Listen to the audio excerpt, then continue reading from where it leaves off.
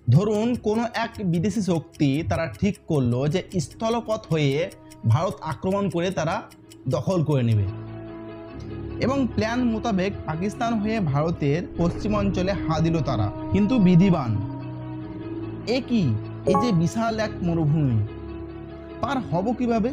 ঠিক ধরেছেন, এ হলো থর মরুভূমি, যা ভারতের পশ্চিম দরজার পাহারাদার।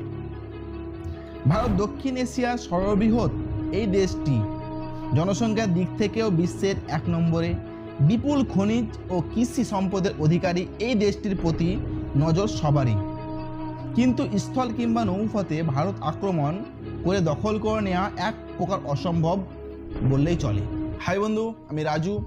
আজকে আলোচনা করব যে আমাদের ভারতবর্ষ কেন এতটা সেফ, কেন অন্যান্য দেশগুলো, যারা হিংস্র দেশগুলো আমাদের ভারতকে আক্রমণ করতে পারে না, কিসের জন্য, কোন দরজায় এসে আটকে যায়। তো আজকে সম্পূর্ণ আলোচনা করব। তো আপনারা অবশ্যই ভিডিওটি প্রথম থেকে শেষ পর্যন্ত স্কিপ না করে দেখবেন। আর যদি ভিডিওটি ভালো লাগে তো অবশ্যই একটা লাইক করবেন। চলুন শুরু করি। পশ্চিম দিকে ভারতের দুর্ভেদ দুর্গ হয়ে দাঁড়িয়ে আছে রাজস্থানের থর মরুভূমি। এই মরুভূমি পার হয়ে ভারতের অভ্যন্তরে প্রবেশ যে অত্যন্ত কঠিন তার প্রমাণ 1971-এর লংওয়ালার যুদ্ধ। পাকিস্তানি সেনারা অনেকেই চেষ্টা করেও মরুভূমি ঠেলে ভারতে প্রবেশে ব্যর্থ হয়।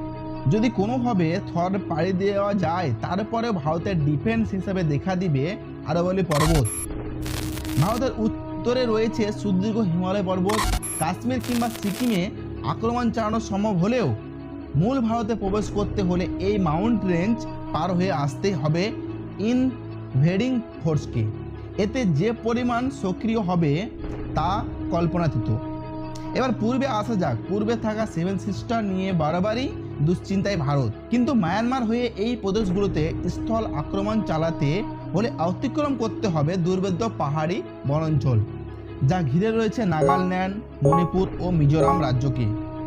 দ্বিতীয় বিশ্বযুদ্ধের সময় জাপান এই পথেই ভারতবর্ষে আক্রমণ চালায়, কিন্তু ঘন জঙ্গল ও পর্বতময় ভূমি তাদের সে আক্রমণ অনেকটাই ঠেকিয়ে দেয়।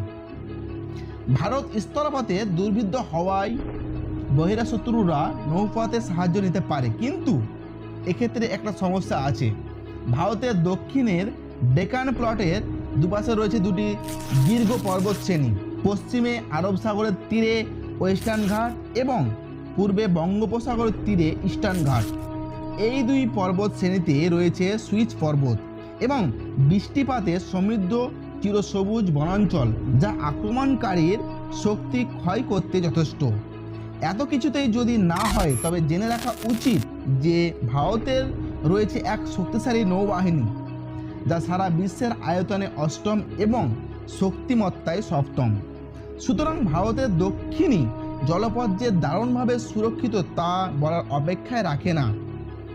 ভৌগোলিক অবস্থান কারো জন্য অভিশাপ, আবার কারো জন্য আশীর্বাদ। আর এই আশীর্বাদ পুষ্ট দেশগুলির মধ্যে অন্যতম হচ্ছে একটি ভারত। বন্ধুরা, আজকের ভিডিও এতটাই। যদি ভিডিওটি ভালো লেগে থাকে তবে অবশ্যই একটা লাইক করবে এবং চ্যানেল নতুন হয়ে থাকে চ্যানেলটি অবশ্যই সাবস্ক্রাইব করতে ভুলবে না। টাটা।